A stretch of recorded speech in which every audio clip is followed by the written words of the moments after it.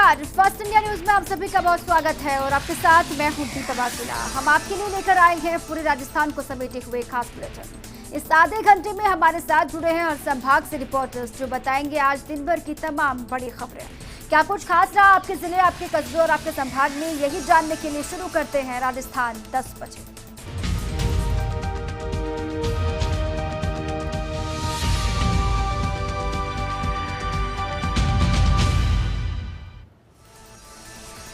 सबसे पहले रुक करते हैं जयपुर संभाग का। जयपुर संभाग की आज की बड़ी खबर बता रहे हैं हमारे सहयोगी नरेश शर्मा। जम्मू कश्मीर के हंदवाड़ा में आतंकियों से लोहा लेते हुए शहीद हुए कर्नल आशुतोष शर्मा को आज जयपुर में नम आंखों से अंतिम विदाई दी गई। मुख्यमंत्री अशोक गहलोत ने भी शहीद आशुतोष के शरीर पर पुष्प चक्र अर्पित करके अपनी श्रद्धांजलि दी। शहीद आशुतोष का पार्थिव शरीर जयपुर पहुंचा, जहां उन्हें तिरंगे में लपेटकर आखिरी विदाई और सलामी दी गई। जम्मू कश्मीर के हंदवाड़ा में रविवार को कर्नल आशुतोष के साथ आतंकियों के खिलाफ ऑपरेशन में 4 अन्य जवान शहीद हो गए थे। इस मौके पर उनकी पत्नी, बेटी और अन्य परिजन मौजूद थे। नम आंखों से और राज के सम्मान के साथ कर्नल को अंतिम विदाई दी गई। इस मौके पर भारत माता की जय के नारे भी लगाए गए। मुख्यमंत्री अशोक गहलोत ने मंगलवार को यहां 61 कैवलरी ग्राउंड जाकर शहीद कर्नल आशुतोष शर्मा की पार्थिव देह पर पुष्प चक्र अर्पित किया और 2 मिनट का मौन रखकर शहीद को श्रद्धांजलि दी। शहीद की पार्थिव देह अंतिम दर्शन के लिए 61 कैवलरी ग्राउंड में रखी गई थी। मुख्यमंत्री ने इस मौके पर शहीद की मां के पैर छूकर उनके प्रति सम्मान व्यक्त किया। मुख्यमंत्री ने कर्नल आशुतोष की शहादत को नमन करते हुए कहा कि राजस्थान वीरों की धरती है। कर्नल आशुतोष ने आतंकवादियों से मुकाबला करते हुए शहीद होकर देश को गौरवान्वित किया है। हमें उनकी शहादत पर नाज है। इस मौके पर सैनिक कल्याण मंत्री प्रताप सिंह खाचरियावास, कृषि मंत्री लालचंद कटारिया सहित सेना में प्रशासन के अधिकारियों ने भी शहीद कर्नल आशुतोष शर्मा को पुष्प अर्पित कर श्रद्धांजलि दी। अजमेर रोड स्थित सुंगी नाका शमशान घाट पर शहीद आशुतोष शर्मा का अंतिम संस्कार किया गया। इस मौके पर बड़ी संख्या में जयपुर वासी भी आए। हालांकि कोरोना संकट के कारण चल रहे लॉकडाउन के कारण यहां पर ज़्यादा लोगों को आने की अनुमति नहीं दी गई, फिर भी अधिकतर लोगों ने नम आंखों से शहीद को श्रद्धांजलि दी। जयपुर के बाद अब आगे बढ़ते हैं, आपको लेकर चलते हैं जोधपुर। जोधपुर संभाग की आज की बड़ी खबर बता रहे हैं हमारे सहयोगी राजीव गौर। राजस्थान के दूसरे बड़े जिले जोधपुर में कोरोना का कोहराम थमने का नाम नहीं ले रहा है। आज एक और जहां एक पॉजिटिव मरीज की मौत हो गई और संख्या अब 14 तक पहुंच चुकी है। इसी तरह पॉजिटिव की जो संख्या लगातार बढ़ती जा रही है, उसके चलते 750 से अधिक पॉजिटिव अब तक सामने आ चुके हैं। जोधपुर के मेडिकल कॉलेज के प्रिंसिपल डॉक्टर जी मीना से लेकर संयुक्त चिकित्सा निदेशक डॉक्टर युद्धवीर सिंह और सीएमएचओ डॉक्टर बलवंत मंडा से लेकर प्रभारी जो डॉक्टर सुनील बिस्ट है, वो लगातार कोशिश कर रहे हैं कि किसी भी तरीके से पॉजिटिव जैसी पकड़ में आए तो सीधा अस्पताल में भर्ती कराया जाए। उसके साथ ही अलग अलग इलाकों में जो भी सैनिटाइज का काम है वो सब पूरा किया जाए। लेकिन जिस तरीके से ये पॉजिटिव बढ़ते जा रहे हैं, ऐसे में एक संकेत ये भी ठीक है कि कोई भी आदमी बचे नहीं और कोरोना साफ साफ से सामने आ जाए। मगर दूसरी ओर कहीं न कहीं लापरवाही और मिसकम्युनिकेशन की बातें सामने आने के बाद में जिस तरीके से संयुक्त चिकित्सा निदेशक डॉक्टर युद्धवीर सिंह ने आवश्यक बैठक बुलाकर कर्मचारियों को हिदायत दी, तो वहीं सीएमएचओ डॉक्टर बलवंत मंडा के अलावा प्रभारी सुनील बिस्ट व कुड़ी क्षेत्र के प्रभारी जी के जाखड़ को नोटिस जारी करके कल तक जवाब मांगा। तो ऐसे में कहीं ना कहीं जिस तरीके से सूचनाओं के आदान प्रदान में कमी आ रही है, कहीं पॉजिटिव ज़्यादा जा रहे, स्टेट की रिपोर्ट में कुछ और रिपोर्ट आ रही है, जिले की रिपोर्ट में कुछ और आ रही है, सूचनाएं विभाग तक को नहीं देने की बात सामने आई है।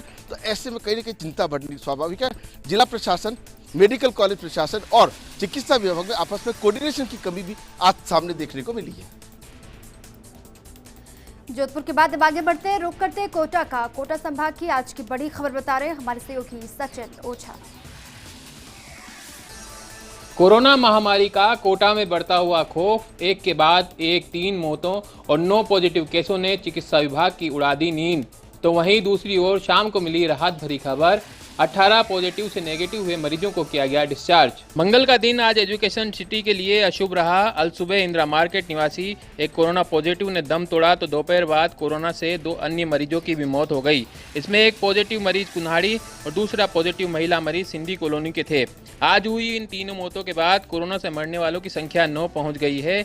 इधर पॉजिटिव केसों में इंदिरा मार्केट नए कोरोना हॉटस्पॉट के रूप में उभर कर आया है, जहां जांच में 7 केस पॉजिटिव पाए।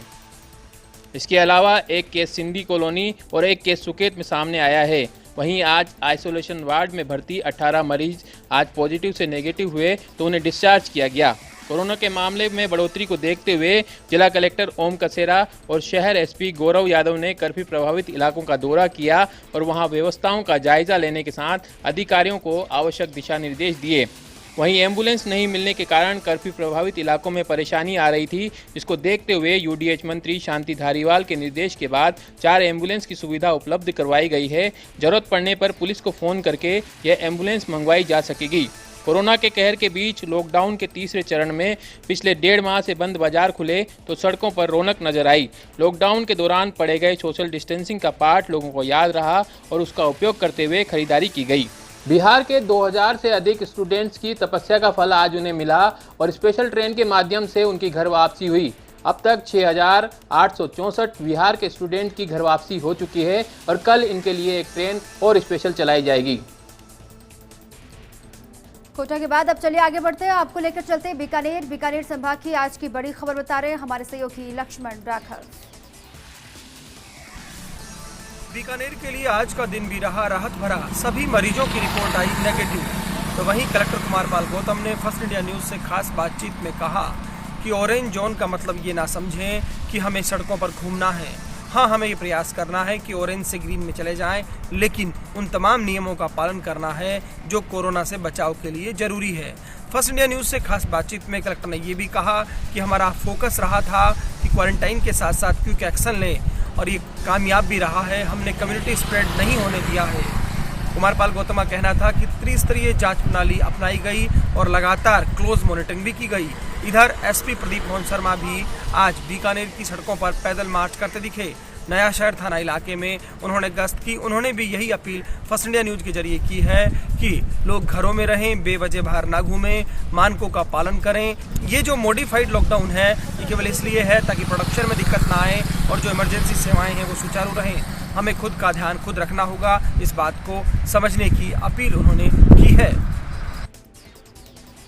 अब चलिए रुक करते हैं अजमेर संभाग की आज की बड़ी खबर बता रहे हैं हमारे सहयोगी नवीन जोशी।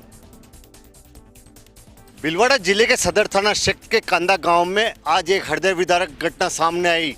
मंगलवार को सुबह एक युवक ने पेड़ पर फांसी का फंदा लगाकर आत्महत्या कर ली। इस आत्महत्या की खबर मिलते ही उसके छोटे भाई ने भी कुएं में कूदकर अपनी जान दे दी।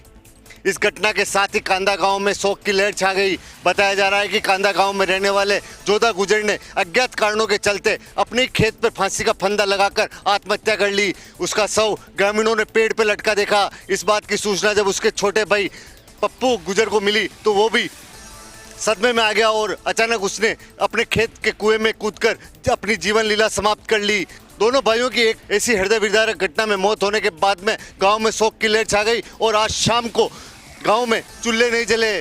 उधर दोनों शवों को खासी मशक्कत के बाद में भीलवाड़ा जिला चिकित्सालय लाया गया। सदर थाना प्रभारी राजमल खींची ने दोनों शवों का पोस्टमार्टम करा, शवों को परिजनों को सौंप दिए, जिनका देर शाम को अंतिम संस्कार कर दिया गया। अब चलिए आगे बढ़ते हैं, बात उदयपुर की। उदयपुर संभाग की आज की बड़ी खबर बता रहे हैं हमारे सहयोगी रवि शर्मा। लॉकडाउन के चलते पिछले लंबे अरसे से उदयपुर में फंसे प्रवासी श्रमिकों के लिए आज उदयपुर से विशेष ट्रेन बिहार के मुजफ्फरनगर के लिए हुई रवाना। पहले चरण में 1200 से ज्यादा श्रमिक इस ट्रेन के मार्फत अपने गंतव्य के लिए रवाना हुए। इस दौरान जिला कलेक्टर आनंदी, पुलिस अधीक्षक कैलाश बिश्नोई सहित आला प्रशासनिक और पुलिस के अधिकारी मौजूद रहे। श्रमिकों की रवानगी से पहले उनका स्वास्थ्य परीक्षण किया गया और स्क्रीनिंग की गई ताकि किसी भी तरह के संक्रमण की आशंका से बचाव किया जा सके। राजस्थान सरकार के टोल फ्री नंबर्स पर रजिस्ट्रेशन कराने वाले करीब 1200 श्रमिकों को पहले चरण में इस ट्रेन के मार्फत अपने गंतव्य तक भेजा गया। श्रमिकों के ट्रेन द्वारा रवानगी से पहले स्वास्थ्य विभाग की टीमों ने इन सभी प्रवासी मजदूरों का स्वास्थ्य परीक्षण किया, जिसके बाद ही इन्हें नियत सीट पर बैठने दिया गया। जिला कलेक्टर आनंदी और पुलिस अधीक्षक कैलाश बिश्नोई खुद इस ट्रेन की रवानगी से पहले सिटी रेलवे स्टेशन पहुंचे। इस दौरान उन्होंने सोशल डिस्टेंसिंग सहित विभिन्न जरूरी तैयारियों का निरीक्षण किया और फिर ट्रेन को रवाना किया।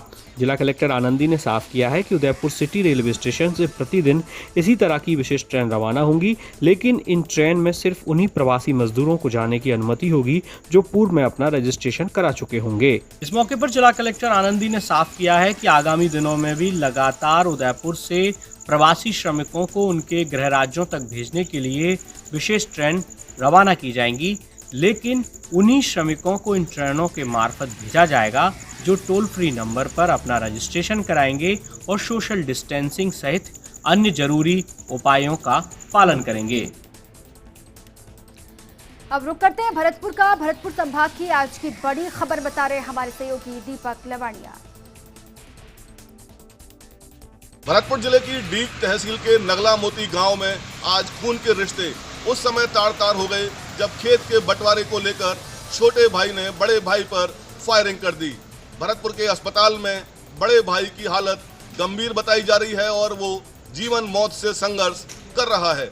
डीग थाना के गांव नगला मोती में खेत के बंटवारे को लेकर दो भाइयों में चल रहे मनमुटाव के चलते छोटे भाई ने आज अपने बड़े भाई पर कट्टे से फायरिंग कर दी, जिसके छर्रे बड़े भाई के सिर और कंधे में लगे हैं।